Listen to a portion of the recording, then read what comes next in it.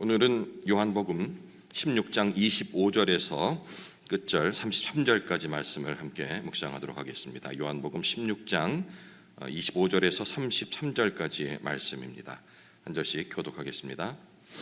이것을 비유로 너희에게 일렀거니와 때가 이르면 다시는 비유로 너희에게 이르지 않고 아버지에 대한 것을 밝히 이르리라. 그 날에 너희가 내 이름으로 구할 것이요 내가 너희를 위하여 아버지께 구하겠다 하는 말이 아니니 이는 너희가 나를 사랑하고 또 내가 하나님께로부터 온 줄을 믿었으므로 아버지께서 친히 너희를 사랑하심이라. 내가 아버지에게서 나와 세상에 왔고 다시 세상을 떠나 아버지께로 가노라 하시니 제자들이 말하되 지금은 밝히 말씀하시고 아무 비유로도 하지 아니하시니 우리가 지금에야 주께서 모든 것을 아시고 또 사람의 물음을 기다리시지 않는 줄 아나이다. 이로써 하나님께로부터 나오심을 우리가 믿사옵나이다. 예수께서 대답하시되 이제는 너희가 믿느냐? 보라, 너희가 다 각각 제 곳으로 흩어지고 나를 혼자 둘 때가 오나니 벌써 왔도다. 그러나 내가 혼자 있는 것이 아니라 아버지께서 나와 함께 계시느니라. 이것을 너희에게 이르는 것은 너희로 내 안에서 평안을 누리게 하려 함이라. 함께 읽겠습니다. 세상에서는 너희가 환난을 당하나 담대하라. 내가 세상을 이기었노라. 아멘. 요즘 한국을 찾는 여행객들이 굉장히 많아졌습니다. 한국을 여행하는 여행객들이 하나같이 말하는 것이 한국은 참 안전한 나라다, 이런 얘기를 하거든요.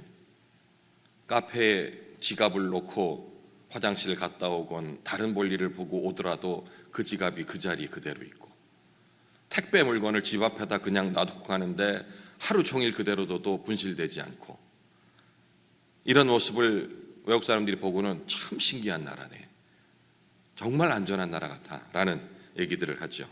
맞는 말입니다. 우리 어렸을 때만 해도 그죠? 그런 상상할 수 없었는데 불과 근 10년 상관 내에 이런 일들이 이루어진 것 같습니다. 하지만 역설적이게도 이렇게 안전한 나라에 살고 있는 이 사람들인 우리들, 공황장애를 앓는 심리적 불안을 호소하는 사람들이 굉장히 많습니다. 아마 치열한 이 사회 속에서 직장에서의 도태됨을 염려함, 혹은 기껏 쌓아온 그 관계가 혹시 단절될까 봐 생기는 그 마음의 염려들, 미래에 대한 불확실성, 이런 것들이 일종의 우리들 마음속에 환란으로 다가와서 그런 불안감을 느끼는 것이겠죠. 보통은 이런 불안을 해소하기 위해서 이렇게 생각합니다. 거기에 대한 많은 지식들, 해결 방법들을 찾아가고 그런 것에 대한 답들을 많이 발견하게 되면은 해결할 수 있을 것이다. 혹은 내 의지를 강하게 키워서 그런 것에 흔들리지 않으려 하는 그런 노력들을 많이 하게 되죠. 오늘 본문에 등장하는 제자들도 마찬가지인 것 같습니다. 예수님의 가르침을 이제 조금 이해하기 시작하자마자 확신에 찬 말을 아주 호기롭게 내뱉습니다. 30절에 우리가 지금에야 주께서 모든 것을 아시고 또 사람의 물음을 기다리시지 않는 줄 아나이다. 이로써 하나님께로부터 나오심을 우리가 믿사옵나이다. 이제 예수님이 비유가 아닌 직설의 말씀을 하시겠다라고 얘기를 하고 말을 이어가니 이제 방금 알게 된 그 지식과 그리고 그 처음 알게 된 지식을 바탕으로 의지적인 확신을 가지고 이런 것들이 이제는 우리가 혼동되지 않고 확실하게 믿을 수 있을 것 같습니다 라고 얘기를 하는 것이죠. 하지만 예수님의 진단은 아주 차갑고 냉철하고 정확했습니다. 31절 예수께서 대답하시되 이제는 너희가 믿느냐? 32절 보라, 너희가 다 각각 제 곳으로 흩어지고 나를 혼자 둘 때가 오나니. 우리가 가진 이 평안의 근거가 나로부터 시작된, 내 의지로부터 시작된, 내가 아는 지식으로부터 시작된 것이라 한다면 그 평안은 모래성처럼 흩어져 버릴 것이다 라는 의미의 말씀입니다. 비록 제자들이 이제 알게 된 예수님의 비유의 그 참뜻을 알고 확신의 마음이 들지라도 설령 그 확신으로 인하여서 내 마음에 진정한 평안이 찾아온 것처럼 이렇게 느껴질지라도 그런 지식과 의지적인 사람의 의지적인 확신에 의한 평안은 곧 닥칠 세상의 환난 앞에서 다시 흔들릴 수밖에 없다라는 그런 얘기가 되겠습니다. 예수님 제자들에게 세상이 줄 수 없는 평안의 기초에 대해서 말씀을 하십니다. 26절, 그날에 너희가 내 이름으로 구할 것이요 내가 너희를 위하여 아버지께 구하겠다 하는 말이 아니니. 먼저 예수님은 제자들이 당신의 이름으로 기도할 때 성부 하나님께서 직접 그들의 응답을 기도에 응답하실 거라고 지금 말씀하십니다. 이 구절을 또 사람들이 오해하는 경우들이 있어요. 이제 제자들이 하나님과 직접 소통하게 되었으니 중보자인 예수 그리스도는 필요가 없다라는 극단적인 해석. 물론 우리 지체 여러분들께서는 누가 감히 그런 생각을 해? 라고 의아해 하시겠지만 이렇게 생각하는 사람들이 좀 있습니다. 이런 사람들을, 그러니까 이런 주장을 하는 무리들의 그런 생각을 자유주의 신학이라고 그래요. 기독교라는 테두리 안에 속해 있는지조차 조금 의문이 듭니다만은 이 사람들이 이런 생각들을 하게 되는 거예요. 이 구절을 극단적으로 해석을 해서. 그런데 이 말씀은 그런 뜻이 아니고 성부 하나님이 성자 예수님을 사랑하시는 것처럼 제자들을 사랑하시기에 이제 하나님께 나아갈 수 있는 문이 활짝 열렸다라는 것을 어찌 보면 그 수사학적인 그런 표현으로 한 것이라고 이해하는 것이 더 옳을 것이라 생각을 합니다. 그 이유를 이어지는 27절에 말씀하시죠. 27절, 이는 너희가 나를 사랑하고 또 내가 하나님께로부터 온 줄을 믿었으므로 아버지께서 친히 너희를 사랑하심이라. 여기서 친히 사랑하신다는 표현이 매우 중요한데요, 이 말은 하나님이 우리를 대하실 때 그냥 어쩔 수 없이 마지못해 그래도 뭐 자식이라 하니까 이렇게 마지못해 사랑을 하신다라는 얘기가 아닙니다. 친히 사랑하신다는 그 의미가, 하나님을 생각할 적에 종종 우리 아주 가부장적인 제도 아래서, 그런 아버지 아래서 자란 우리 한국 사람들은 하나님을 그 가부장적인 아버지의 모습으로만 투영할 때가 있거든요. 마치 재판장에 있는 그 판사 같은 옳고 그름을 가리는 이런 판사로 이해를 하고, 예수님을 죄인인 우리를 변호하시는 변호사 정도로 이렇게 개념을 갖고 구도를 갖고 생각을 할 때가 있습니다. 그렇기 때문에 이 친히 사랑하신다는 말이 가슴에 와닿지 않을 수 있는 것이죠. 하지만 예수님이 이렇게 말씀하시죠. 아버지께서 너희를 필레이 하신다. 친히 사랑하신다. 진정한 평안이 바로 이 사실을 깨닫는 데부터 시작된다는 것입니다.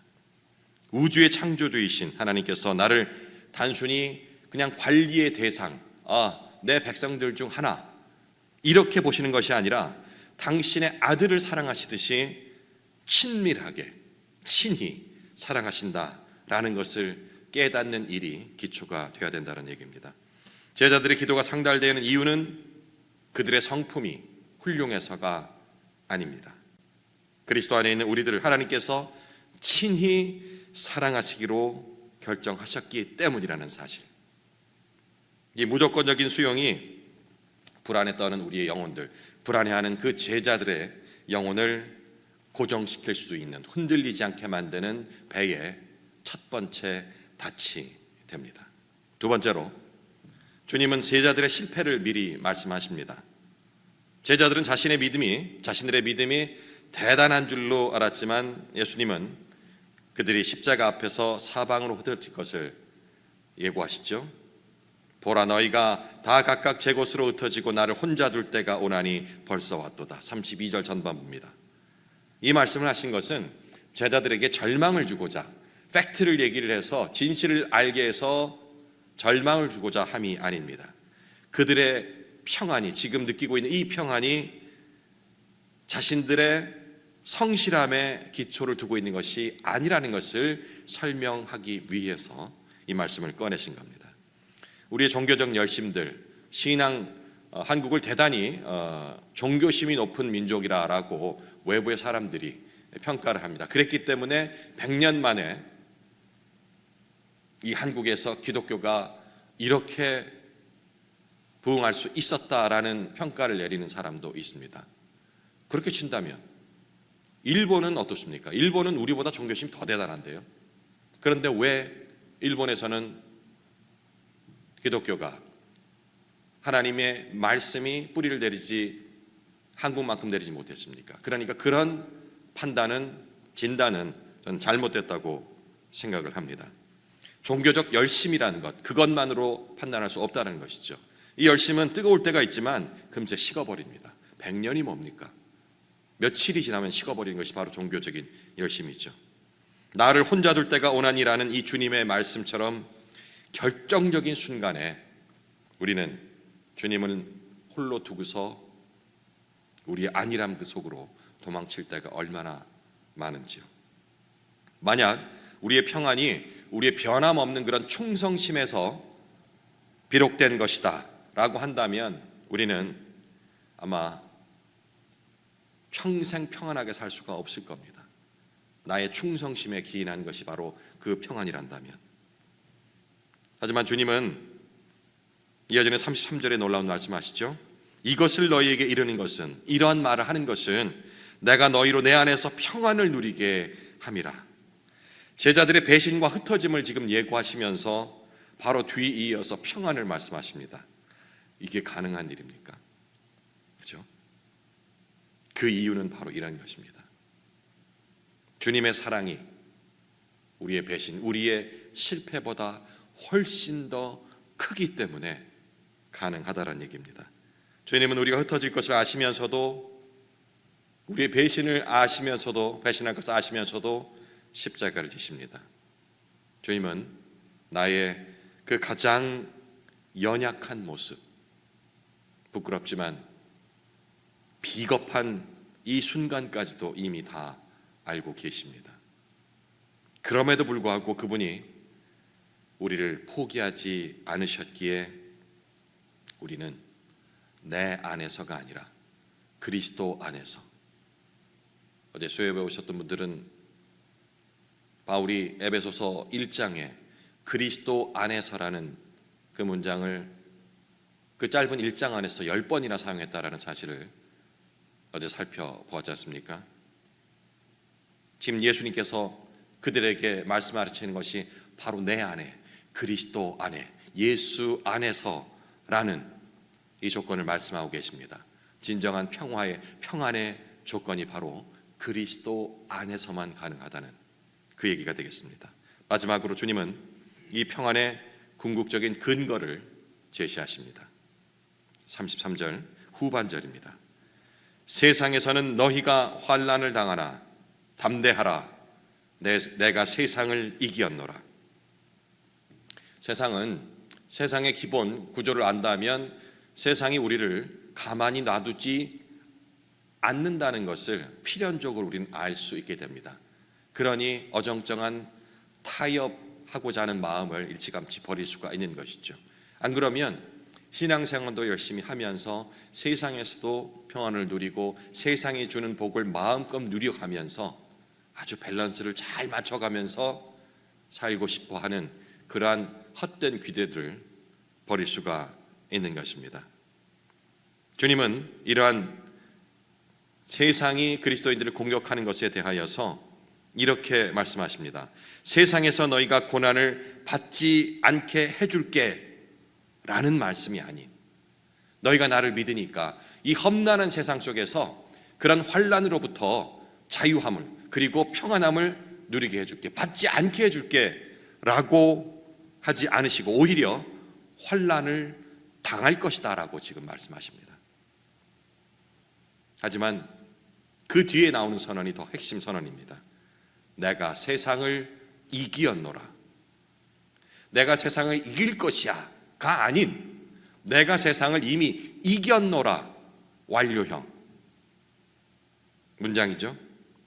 우리가 겪는 이 환난은 어찌 보면 세상과 메인된 사람들, 이 믿음이 전쟁을 하고 있는데 이미 이겨오는, 우리가 이겨낸 전쟁이지만 전쟁을 한번 생각해 보시면 이렇습니다.